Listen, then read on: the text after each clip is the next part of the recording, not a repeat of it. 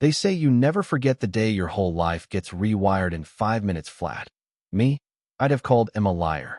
Till the night I walked into that damned Quick Mart with nothing on my mind but milk and bread, my service dog Atlas walking right beside me like he always did. Gold fur shining under those busted-out fluorescent lights, vest on, eyes forward, ready for anything. Except, what came next. You ever walk into a place thinking you're invisible, blending in, finally normal again, and then one loudmouth behind the counter torches the whole illusion in 10 seconds flat? Yeah, that happened. Jimmy Patterson, store clerk, barely 20. Barely awake, spots Atlas and goes, "Hey lady, no dogs in here, this ain't no pet store." The way he said it, you'd think I was bringing in a coyote, not medical equipment, but there it was, his voice. All self-important, bouncing off the aisles, everybody turning to look. I get it, I do. People don't know what they don't know, but the way he squared his shoulders. You could tell Jimmy wasn't looking for answers. He was looking for a fight he thought he could win. See, I'd done 8 years in the Marines, 2 tours in Iraq. Came back with a head full of shrapnel and a brain wired to explode at the sound of drop change. But nothing in combat quite prepares you for the feeling of being judged, not for what you did, but for what you can't do anymore. Atlas, my 70-pound lifeline, 3 years of training, 50 grand of someone's money, and a bond you can't buy or break. He was the only reason I could even stand in that store without melting down. That dog could smell my panic before I did, block crowds, grab my meds, drag me out if the world got too small, and keep me upright when my knees buckled. You know what I mean? I pulled out my paperwork, everything legal, laminated cards, VA certifications, disability determinations. If Jimmy had bothered to look, he'd have seen I was more by the book than half the cops in this county. But Jimmy wasn't reading. He wasn't listening. "I don't care what papers you got, lady.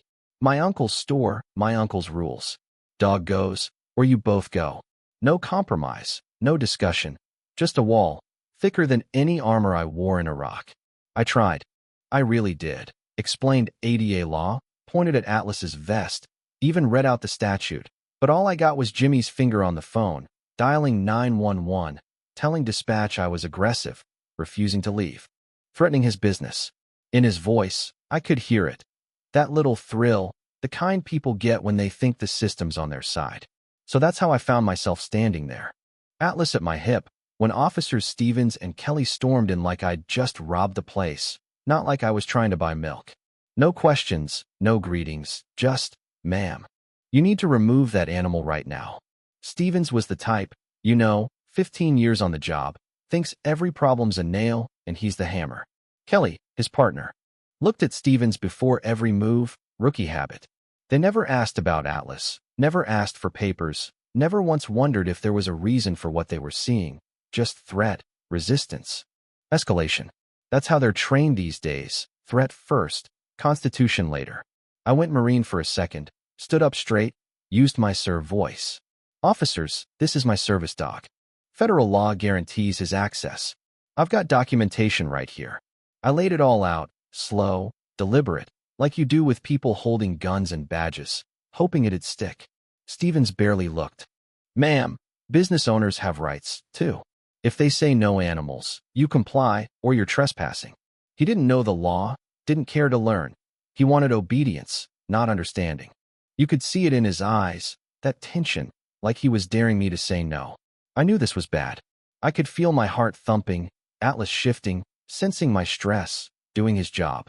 The moment Stevens reached for Atlas's leash, everything inside me snapped to high alert. "Don't touch my dog," I said, low and sharp, like I would have in a firefight. "He's medical equipment. You separate us, I could go down right here." But Stevens, he saw defiance, not desperation. "You're interfering with a lawful order," he said, already unhooking his taser. Kelly shifted. "That dog's getting ready to attack," he said, voice cracking. It happened fast, too fast for thought, only reflex. I dropped to my knees, hugging Atlas, whispering, it's okay. Stay with me, you're doing great." But they never saw that. All they saw was a woman and a dog, refusing to bend. "That's it, the dog's attacking," Kelly yelled, and I swear to God, in that split second, The only thing louder than my heartbeat was the click and crackle of two tasers firing. One hit Atlas, who went down howling, shaking, eyes wide. And the other found me, muscles locking, vision going black, pain like lightning searing through every nerve ending I had left. I screamed, tried to reach for Atlas, but the current wouldn't let go. A puddle of urine spreading beneath him. The store suddenly full of bystanders shouting, filming, demanding answers. You ever see a room turn on someone? That was it. The anger, the betrayal. The instant recognition that something irreversible had just happened. The paramedics came. EMT Rodriguez, a tough woman, took one look and started barking orders. We need trauma center transport for the human, emergency vet for the dog, now. She didn't ask what happened. She just moved. The shock, the pain, the humiliation, it all blurred together. I remember Rodriguez's voice, her steady hands, the way she called me staff sergeant and made everyone listen. But mostly, I remember looking at Atlas, my lifeline, limp and broken on the tile, and thinking, this isn't how service is supposed to end. News traveled fast. Oakdale's a military town. You hurt one of us. You hurt us all. The store was swarmed by veterans, protesters, people who'd never cared about disability rights until they saw it happen, in high def, on a security camera that caught every second. Hassan al-Rashid, the owner, showed up pale and sick. His nephew Jimmy hiding behind the counter, whispering, "Uncle, I just thought it was the health code. I didn't know." But it was too late.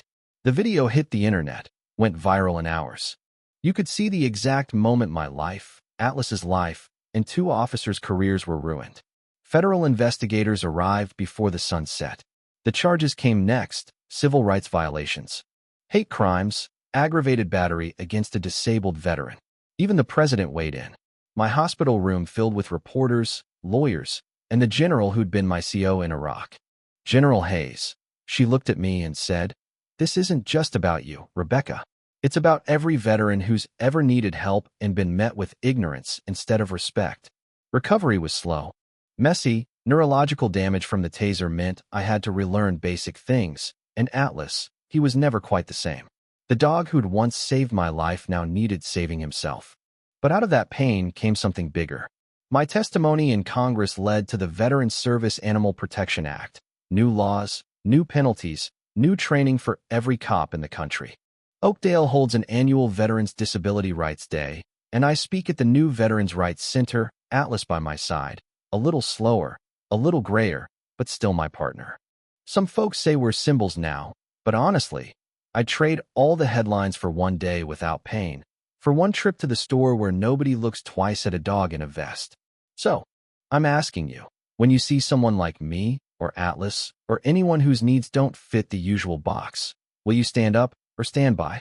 Does law mean protection for the vulnerable, or just power for the comfortable?